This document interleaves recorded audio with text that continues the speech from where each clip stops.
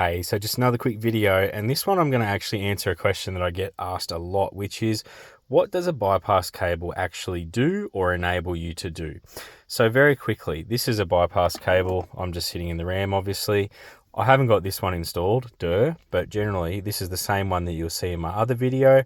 There's a very similar version that works for DT. It's just not as long because you don't have to run all the way across the dash like you do on a DS. In simple terms, think of it this way. Whenever the car logs a fault code and you get your light on the dash, typically on a standard car, the only way that you can clear that is to either fix the problem, which in turn the car then checks itself through its routine checks and goes, okay, fault's fixed, I can turn the light off now. Or if it's a hard fault, you have to actually get it reset.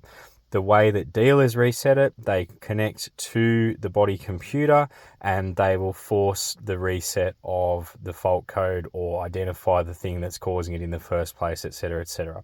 The reason that they can do that is that the Chrysler diagnostic system that they use actually has the ability to connect to the car, know what it is, look for updates, all those sorts of things. And generally, and I say generally because I haven't tested them all out, but generally your aftermarket readers and apps like Torque Pro is a really common one that people use to clear faults.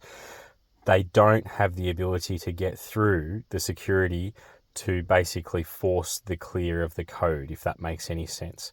With a bypass cable, you're actually getting around that. So you can get in, access the system, clear the code using Alpha OBD, JScan, Torque Pro, whatever you want to use. That is what the bypass cable enables you to do. The reason that I like these, as I've said many a time before, is that they are plug and play. This is one I actually did have installed in my car, and in about 30 seconds I took it out because I'm using it to help somebody else. But if you're going away, or even if you just want the ability to have a look at what's going on and clear a code or whatever, this is worth having, or at the very least considering, because it will give you the ability to do things that otherwise you might have to go to the dealer for. Now, a word of warning, obviously, this comes with caveats. The cable itself won't hurt anything.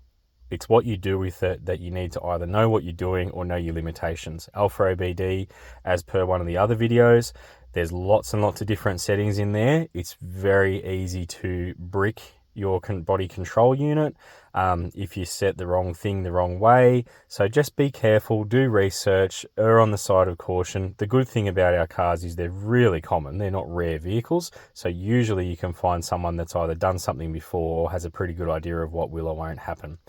A couple of other common questions that get asked.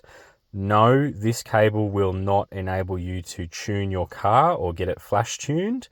The reason being is that the ECU itself specifically does have its own security on it. The only people that can unlock that are tuning companies like HP Tuners. I think there's a couple of other ones now, but they are the main ones.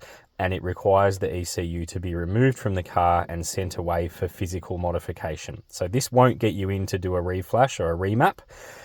No, you can't turn off MDS, or when it drops to 4 cylinders, in other words, you can't turn that off using a bypass cable. That has to be done in the ECU, or you use a taser device, which is like an aftermarket piggyback computer.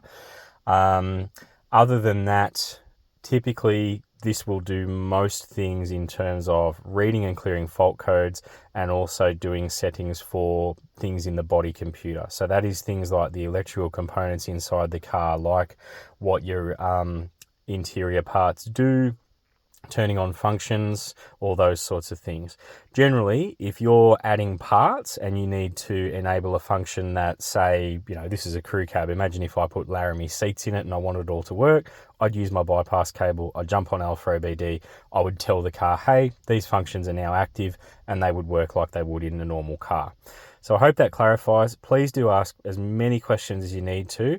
I've just let my OBD reader out to someone at the moment. Otherwise, I will install one of these cables back in mine and do some step-by-step how-tos with simple things like how to turn the alarm on, how to adjust your tyre pressure thresholds, all those sorts of things. And I'll post those up as soon as they're done.